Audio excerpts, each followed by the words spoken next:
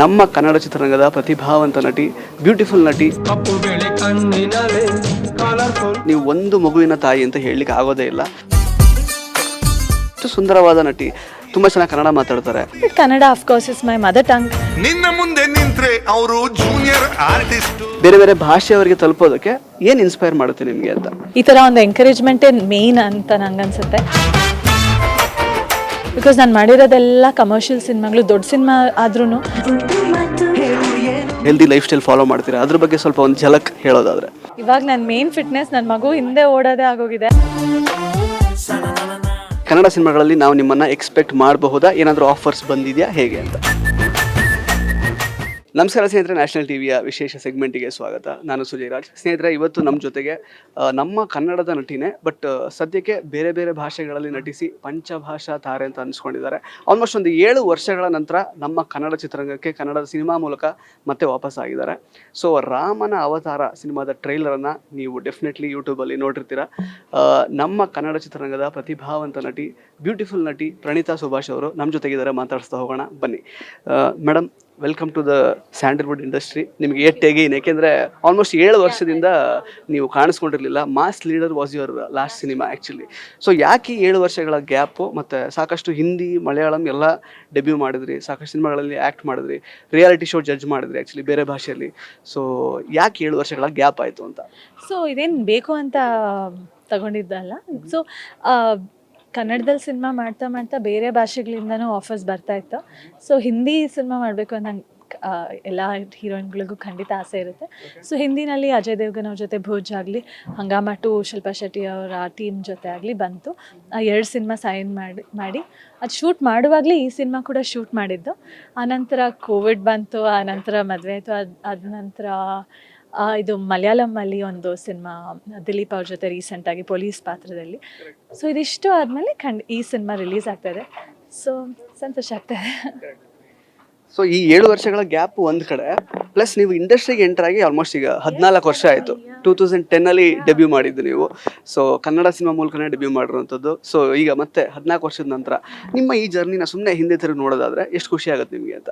ತುಂಬಾ ಸಂತೋಷ ಆಗ್ತದೆ. ಒಂದೊಂದು ಸಿನಿಮಾ ಬಗ್ಗೆ ಮಾತಾಡುವಾಗಲೂ ನಾನು ಇವ್ರ ಜೊತೆ ಎಲ್ಲ ನಟಿಸಿದ್ದೀನಿ ಅನ್ನೋ ಒಂಥರ ಒಂದು ಹೆಮ್ಮೆ ಆಗುತ್ತೆ.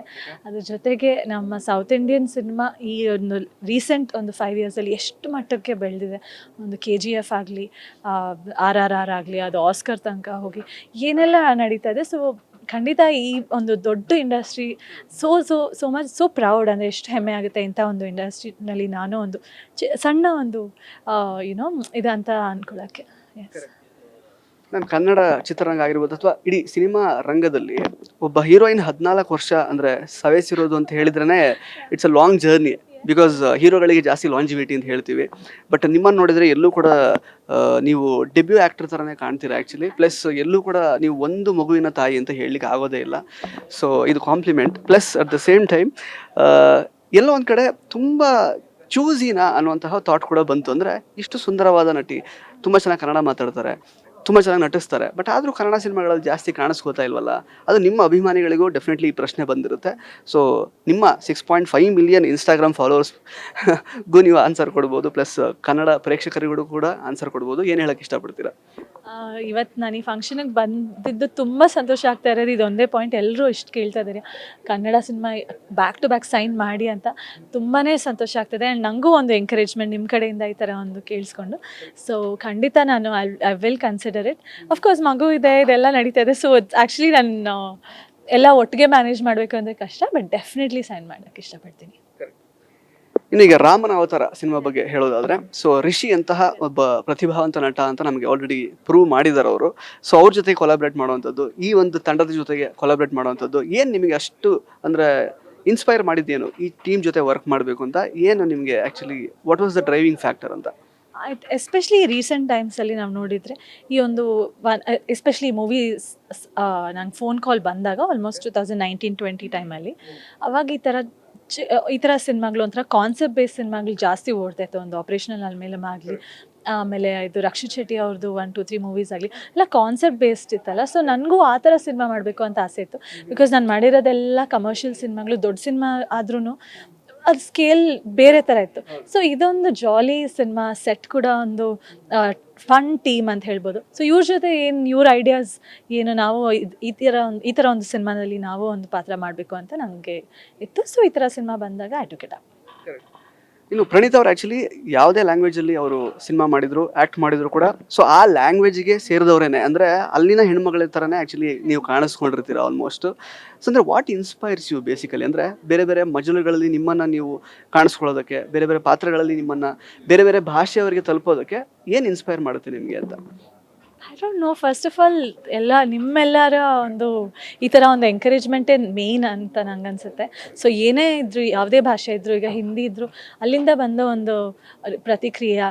ಮಲಯಾಳಂ ಇರ್ಬೋದು, ಅಲ್ಲೂ ಅಷ್ಟೇ, ಓ ಮೈ ಗಾಡ್ ಈ ಥರ ಒಂದು ಪೊಲೀಸ್ ಪಾತ್ರದಲ್ಲಿ ನನ್ನನ್ನು ಅಂದ್ಕೊಂಡ್ರ ಅಂತ ಅದೇ ನಂಗೆ ತುಂಬ ಹೈಲೈಟ್ ಅಂತ ಅನಿಸ್ತು. ಸೊ ಪ್ರತಿಯೊಂದು ಇಂಡಸ್ಟ್ರಿನಲ್ಲೂ ಅವ್ರದ್ದೇ ಆದ ಒಂದು ಟ್ಯಾಲೆಂಟ್ ಇದೆ, ಅಲ್ಲಿದೆ ಆದ ಒಂದು established set of actors, directors ಎಲ್ಲ ಇದ್ದಾರೆ. ಸೊ ಎಲ್ಲ ಕಡೆ ವರ್ಕ್ ಮಾಡಿದರೆ ನಾವು ಆ್ಯಸ್ ಅನ್ ಆ್ಯಕ್ಟರ್ ಗ್ರೋ ಆಗ್ಬೋದು. ಸೊ ಐ ಥಿಂಕ್ ಅದೊಂದು ಎಕ್ಸ್ಪೀರಿಯನ್ಸ್ ತಗೊಳ್ಳೋಕ್ಕೆ ನಂಗೆ ಬೇರೆ ಬೇರೆ ಇಂಡಸ್ಟ್ರಿನಲ್ಲಿ ವರ್ಕ್ ಮಾಡೋಕ್ಕೆ ತುಂಬ ಇಷ್ಟ. But Kannada of course is my mother tongue, ಮಾತೃಭಾಷೆ. ಸೊ ಇಲ್ಲಿ ಮಾಡೋಕ್ಕೆ ನಂಗೆ ತುಂಬ ತುಂಬ ಇಷ್ಟ. ಸೊ ಪ್ರಣೀತ್ ಅವರೇ, ಕೊನೆಯದಾಗಿ ಎರಡೇ ಪ್ರಶ್ನೆ. ಸೊ ಪ್ರಣೀತ್ ಅವ್ರ ಬಗ್ಗೆ ನಾವು ಮಾತಾಡ್ತಿದ್ದೀವಿ ಅಂದರೆ, ಅವ್ರು ಸಿಕ್ಕಿದ್ದಾರೆ ಅಂದರೆ ನಾವು ಫಿಟ್ನೆಸ್ ಬಗ್ಗೆ ಮಾತಾಡಲೇಬೇಕಾಗತ್ತೆ. ಸೊ ನಿಮ್ಮ ಅಭಿಮಾನಿಗಳಿಗೆ ಮತ್ತು ಸಿನಿ ಪ್ರೇಕ್ಷಕರಿಗೆ ನಿಮ್ಮ ಫಿಟ್ನೆಸ್ ರೆಜಿಮ್, ಅಥವಾ ನೀವೇನು ಬೆಳಗಿಂದ ಏನು ನೀವು ತಿಂತೀರಾ, ಅಥವಾ ಯಾವ ರೀತಿ ವರ್ಕೌಟ್ ಇರುತ್ತೆ ನಿಮ್ಮದು ಪ್ಯಾಟ್ರನ್, ಮತ್ತು ಯಾವ ರೀತಿ ಒಂದು ಹೆಲ್ದಿ ಲೈಫ್ ಸ್ಟೈಲ್ ಫಾಲೋ ಮಾಡ್ತೀರಾ, ಅದ್ರ ಬಗ್ಗೆ ಸ್ವಲ್ಪ ಒಂದು ಝಲಕ್ ಹೇಳೋದಾದರೆ? ಸೊ ಮುಂಚೆ ಫಿಟ್ನೆಸ್ ಬಗ್ಗೆ ಯಾರಾದರೂ ಕೇಳಿದರೆ ನಾನು ಈ ಥರ ಜಿಮ್ಮು, ರನ್ನಿಂಗು, ಸ್ವಿಮ್ಮಿಂಗ್ ಅಂತೆಲ್ಲ ಹೇಳ್ತಾ ಇದ್ದೆ. ಇವಾಗ ನನ್ನ ಮೇನ್ ಫಿಟ್ನೆಸ್ ನನ್ನ ಮಗು ಹಿಂದೆ ಓಡೋದೇ ಆಗೋಗಿದೆ. ಅದರಲ್ಲೇ ಇವಾಗೆಲ್ಲ ಸ್ಲೈಡ್ ಅಂದರೆ ತುಂಬ ಇಷ್ಟ ಅವಳಿಗೆ. ಸೊ ಬಟ್ ಅವಳಿಗೆ ಹತ್ತಕ್ಕೆ ಕಷ್ಟ ಅಲ್ಲ. ಸೊ ತುಂಬ ಚಿಕ್ಕ ಮಗು, ಅದಕ್ಕೆ ಅವಳನ್ನ ಇಟ್ಕೊಂಡು ನಾನು ಸ್ಲೈಡ್ ಮೇಲೆ ಹತ್ತಿ ಅಲ್ಲಿಂದ ಕೆಳಗಡೆ ಬರ್ತೀವಿ. ಸೊ ಅದೇ ಒಂದು 10 ಟೈಮ್ಸ್ ಮಾಡಿದ್ರೆ ಅದೇ ಒಂದು ವರ್ಕೌಟ್ ಆಗೋಗುತ್ತೆ. ಸೊ ಆ ಥರ I think of course. But generally ಹೇಳಬೇಕು ಅಂದರೆ ಒಂದು ಹೆಲ್ದಿ ಡಯಟ್, ಫಿಟ್ನೆಸ್ ಇರಲೇಬೇಕು. ಎಸ್ಪೆಷಲಿ ನಾವೆಲ್ಲ ಫಿಲ್ಮ್ ಇಂಡಸ್ಟ್ರಿನಲ್ಲಿ ಇರೋದ್ರಿಂದ. ಸೊ ಜಾಸ್ತಿ more ice on us. So definitely ಅದೊಂದು ಇಂಪಾರ್ಟೆಂಟ್ ರೆಜಿಮ್ ಅಂತ ಹೇಳ್ಬೋದು. ಇನ್ನು ಕೊನೆಯದಾಗಿ, ರಾಮನ ಅವತಾರ ಸಿನಿಮಾ ಮೂಲಕ ಮತ್ತೆ ಕನ್ನಡ ಚಿತ್ರರಂಗಕ್ಕೆ ವಾಪಸ್ ಬಂದಿದ್ದೀರಾ.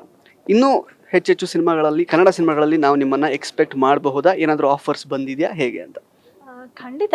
ಸೊ ಥ್ರೂ ಔಟ್ ಆ್ಯಕ್ಚುಲಿ ಈ ಥರ ಫೋನ್ ಕಾಲ್ಸ್, ಆಫರ್ಸ್ ಬರ್ತಾ ಇರುತ್ತೆ. ಸೊ ಆ ಟೈಮಿಂಗ್ ಮೇಲೆ ಡಿಪೆಂಡ್ ಆಗುತ್ತೆ ನಾವು ಸೈನ್ ಮಾಡೋದು. ಯಾಕೆಂದರೆ ಅವ್ರು ಕೇಳಿದ ಡೇಟ್ಸ್ ಬೇರೆ ಸಿನಿಮಾ ಕೊಟ್ಬಿಟ್ಟಿದ್ರೆ, ಅಥವಾ ಒಂದೊಂದ್ಸಲಿ ಆ ಟೈಮಲ್ಲಿ ನಾನು ಮಗು ಏನೋ ಆ ಬ್ಯುಸಿನಲ್ಲಿದ್ದೆ. ಸೊ ಈಗ ಖಂಡಿತ ನಾನು I am more than happy to take up any project. So ಬಂದರೆ ನಾನು ಖಂಡಿತ ಫೋನ್ ಮಾಡಿ ಹೇಳ್ತೀನಿ ಈ ಥರ ಪ್ರಾಜೆಕ್ಟ್ ಬಂದಿದೆ ಅಂತ. So thank you so much Praneeth ಅವರೇ, ಇಷ್ಟು ಸಮಯ ನಮಗೋಸ್ಕರ ಕೊಟ್ಟು ನಮ್ಮ ಚಾನಲ್ಗೆ ಮಾತಾಡಿದ್ದಕ್ಕೆ. ನಿಮ್ಮ ಎಲ್ಲ ಮುಂದಿನ ಪ್ರಾಜೆಕ್ಟ್ಸ್ಗಳಿಗೆ ಒಳ್ಳೆಯದಾಗಲಿ. All the best. Yes. So ಸ್ನೇಹಿತರೆ, ಇದಾಗಿತ್ತು ಪ್ರಣೀತ್ ಅವರ ಮಾತುಗಳು. ಮತ್ತೆ ಭೇಟಿ ಆಗ್ತಾ ಇರೋಣ.